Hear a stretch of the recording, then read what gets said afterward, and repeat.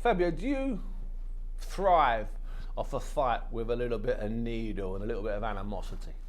I don't necessarily need it to get me going, but it definitely does add a bit on top. I'm also thrive on the big occasions, the big events, the big stages, them high pressure environments. But then you throw a bit of little extra spice on top, and yeah, it does give me a little kick.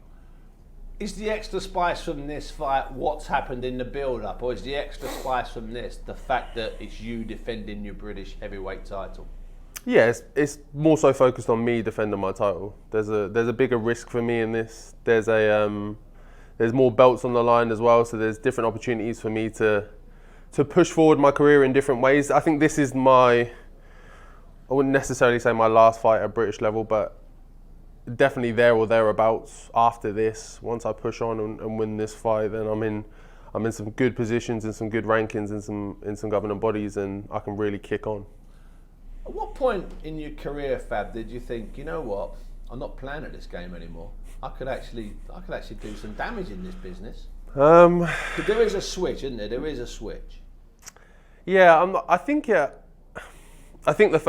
real first one for me was when I won the English title.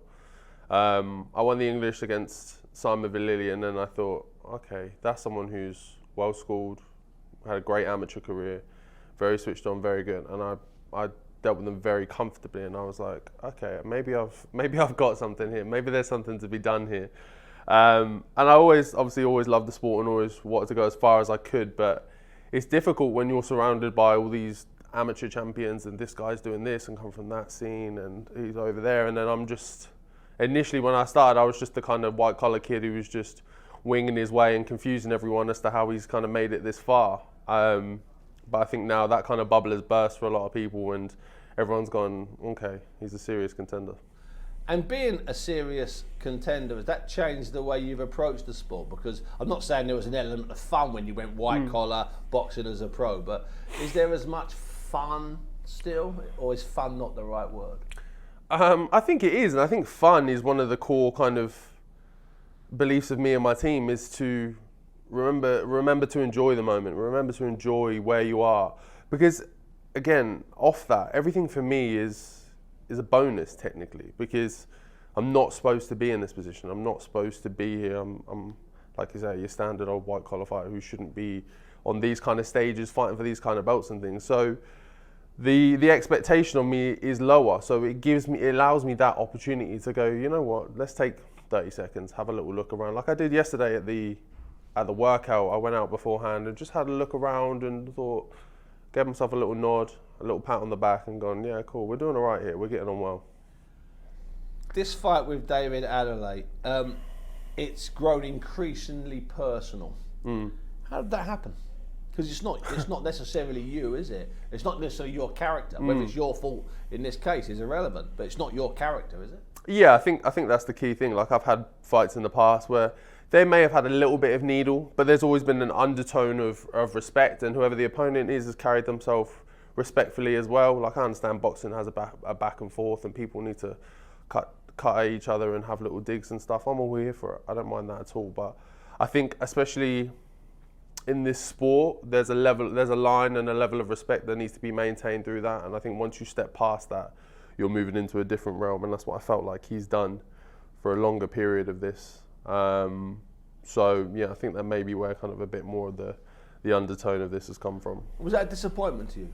Yeah, massively, because of the show, because of the event and how big it is. I wanted it to be more focused on, look at these two good UK heavyweight boxers coming through, showcasing it on a massive stage, and it's turned into a bit more of, oh, look at these two, they really hate each other and they're gonna go at each other. And don't get me wrong, there's a section of the fan base that love that.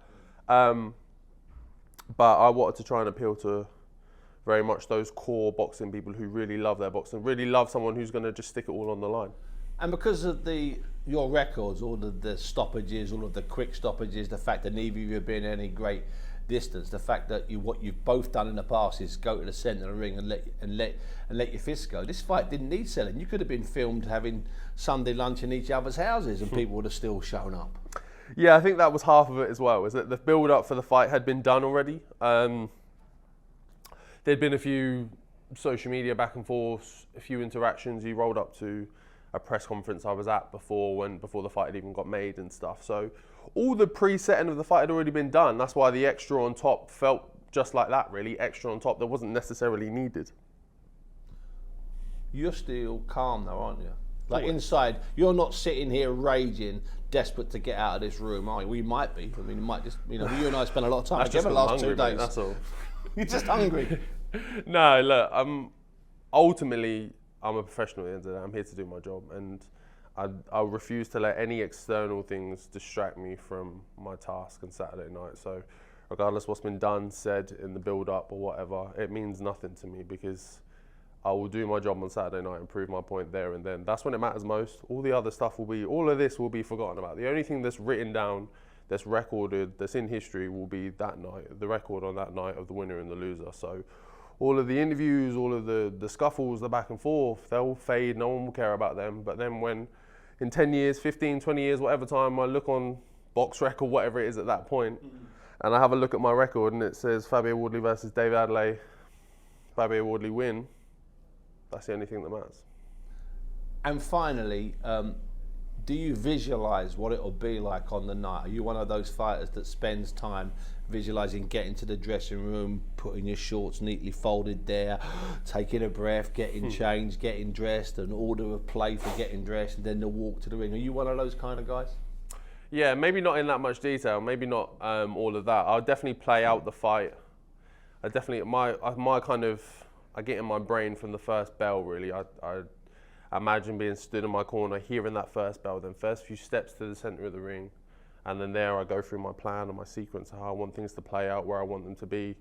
And I'll replay it in different scenarios. I'll be like, okay, I wanted it to go this way, it didn't, it went this way, what do we do over here? And I'll have answers for all of those things. And I think that's why on the night I feel quite comfortable in them situations, because I said this to my coaches before, that I felt like even in the Nathan Gorman fight, I felt like I'd done it already.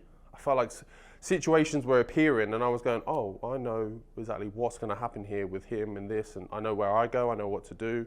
And don't get me wrong, I threw the script out the window a little bit in that fight, but that was due to me feeling so comfortable in the situation. So it's a good thing that you know in your mind you prepare. Yeah, I think preparation is key in everything, but especially in this sport, I think it goes overlooked in some sense. Really down in the details of it, sitting there looking at it. And I think people can also get stuck into one plan of, oh, it's just going to go this way. I'm going to do this and he's going to do that. And it's not always going to go like that. So that's why I like to sit there and think, okay, cool. If it doesn't happen this way, it happens this way, what do you do? Okay, maybe it didn't happen that way, it went this way, what do you do there? And I've still got all of those answers because I've sat, rinsed and repeat them. And finally, you and David Adeleye, you going to be friends at any point in the future? After the fight, in the weeks to come? No, I have no intention. I get this fight done. If I never hear or see from David Adeleye again, I'll live a happy life.